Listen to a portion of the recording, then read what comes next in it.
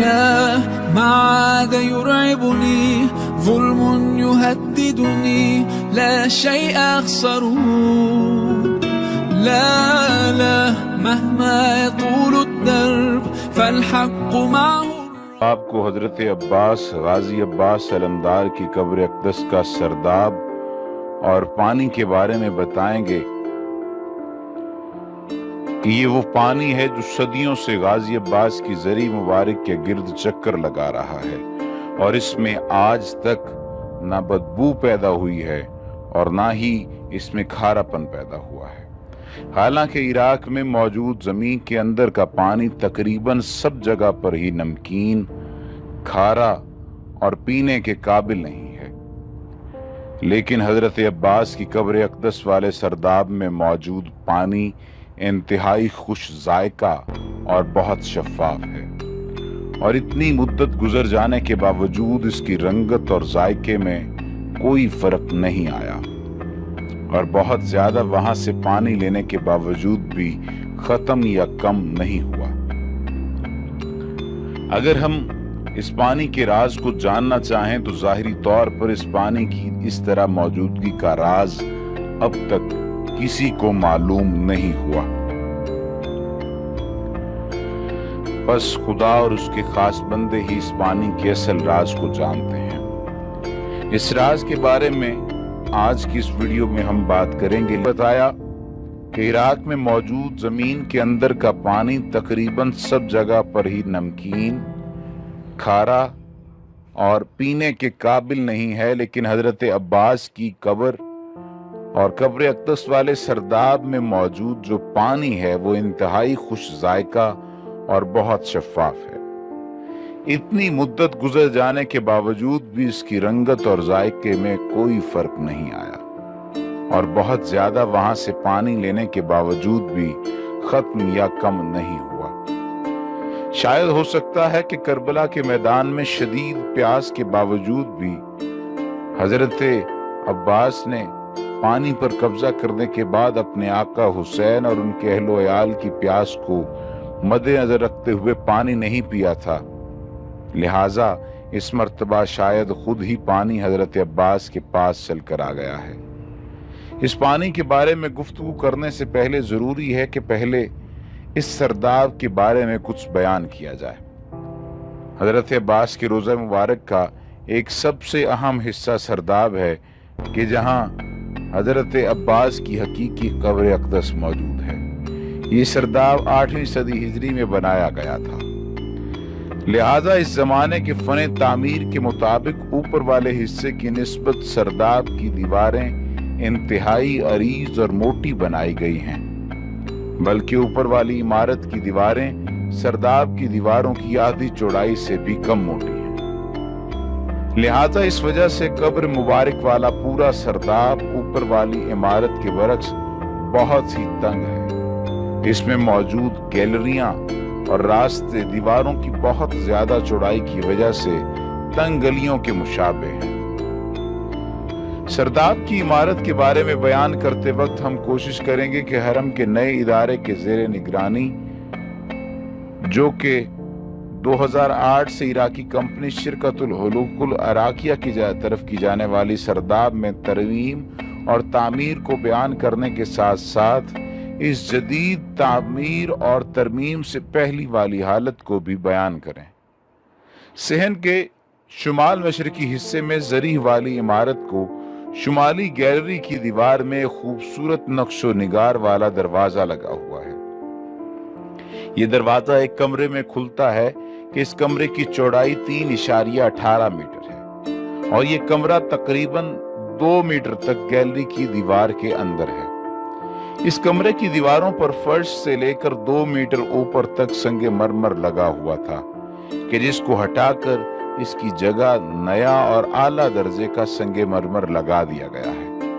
اور سنگ مرمر سے اوپر والا حصہ پہلے فقط ایک سفید دیوار تھی، لیکن اب نیا سنگ مرمر لگانے کے بعد ساری دیوار کو کرسٹل کے ٹکڑوں سے مزین کر دیا گیا ہے.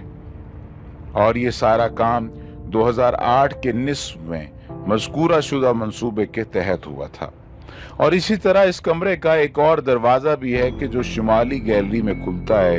ये दरवाजा सोने का है। यहाँ पर पहले चांदी का दरवाजा लगा हुआ था कि जिसको 2007 में तब्दील कर दिया गया। इस कमरे के तकरीबन दरमियान में जमीन में एक लोहे का दरवाजा है। ये दरवाजा उस रास्ते पे खुलता है कि जो सरदाब की तरफ जाता है। ये रास्ता 8 सीढ़ियों पर मुश्तमिल है और 8 सीढ़ियों के बाद सरदाब का फर्श शुरू होता है। इस रास्ते और सरदाब के सारे फर्श पर संगे मरमर लगा हुआ है। सीढ़ियों से उतरने के बाद 4 मीटर लंबा और 1.38 मीटर चौड़ा रास्ता शुरू होता है। इस 4 मीटर लंबे रास्ते के खत्म होने के बाद सरीह वाली इमारत में मौजूद गैलरी का सरदाब वाला हिस्सा शुरू होता है कि जो चारों तरफ घूमने के बाद सरदाब की इब्तिदा वाले रास्ते पे खत्म होता है। ऊपर वाली गैलरियों के नीचे सरदाब में भी गैलरियां हैं। हम उनको सरदाब वाली गैलरी या सफरी रवाक से तामीर कर सकते हैं।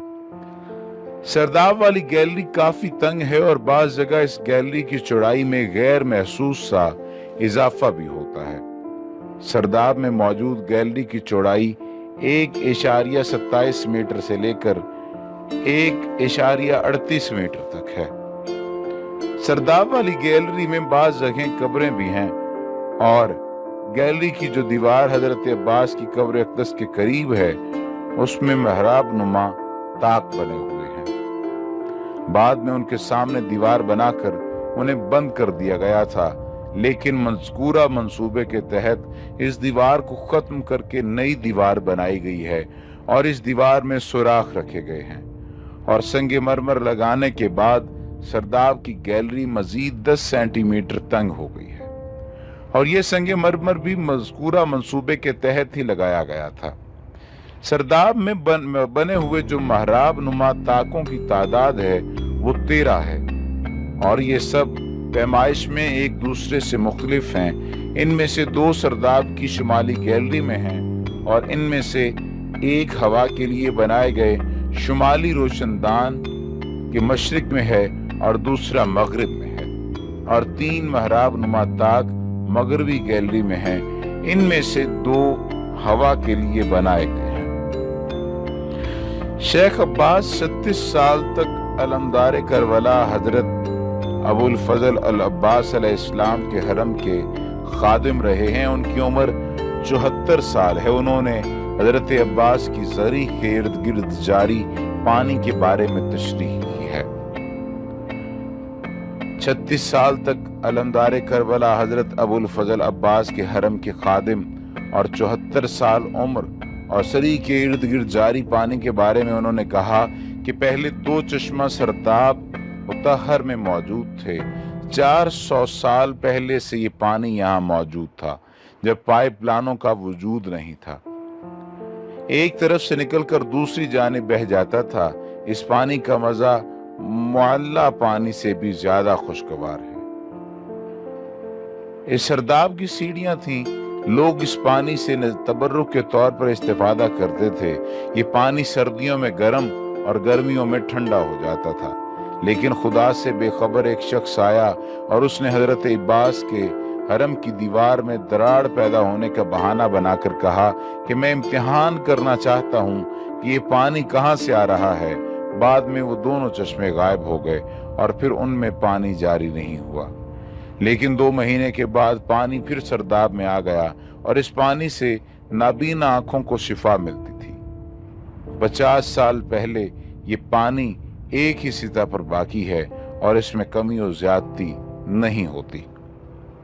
शेख अब्बास ने कहा कि अगर पानी 10 दिन तक किसी जगह रुका रहे तो वो सड़ जाता है, लेकिन ये पानी वरूदी दरवाजा बंद होने के बावजूद गुलाब की तरह मुअत्तर और खुशबूदार है। उसने कहा कि अगरचे ये पानी राकिद है, लेकिन इसके रंग और ताम में कोई फर्क नहीं पड़ता। और इसकी दूसरी खसूसियत ये है कि पानी की सतह हजरत अब्बास की कब्र मुबारक से बुलंद है, लेकिन पानी कब्र के इर्द गिर्द दीवार से कब्र में दाखिल नहीं होता। आप ये हिसाब लगाइए कि अल्लाह सुब्हाना व तआला का کیسا معجزہ ہے اور کس قدر ایک خوبصورت بات ہے کہ ذرار میں پانی جو ہے وہ داخل نہیں ہوتا۔ زری کے ارد گرد پانی جو ہے موجود ہے، 400 سال پہلے سے یہ پانی موجود ہے، لیکن اب تک اس پانی میں نہ ہی تو بدبو پیدا ہوئی ہے اور نہ ہی اس پانی میں کوئی کثافتیں پیدا ہوئی ہیں۔ حالانکہ چند دن تک بلکہ چند گھنٹوں تک بھی اگر پانی اس طرح سے کھڑا رہے تو اس میں کثافت پیدا ہونا شروع ہو جاتی ہے۔ تو حضرت عباس علمدار کا ہی یہ معجزہ ہے، اور اللہ سبحانہ و تعالیٰ کی طرف سے یہ واضح پیغام ہے کہ اہل بیت کی پیروی لازمی ہے، اور یہ بھی واضح پیغام ہے کہ اہل بیت برحق تھے۔ اللہ سبحانہ و تعالیٰ ہمیں اپنے حال پر رحم کرنے والا فرمائے، اور حضور نبی کریم صلی اللہ علیہ وآلہ وسلم ان کی ذات مبارکہ اور ان کی آل و اولاد پر درود پڑھنے کی توفیق عطا فرمائے۔ وما علینا الا البلاغ المبین۔ ربنا رب القلوب وهو علام الغيوب، في الشروق وفي الغروب نوره يهدي العصا، ربنا رب القلوب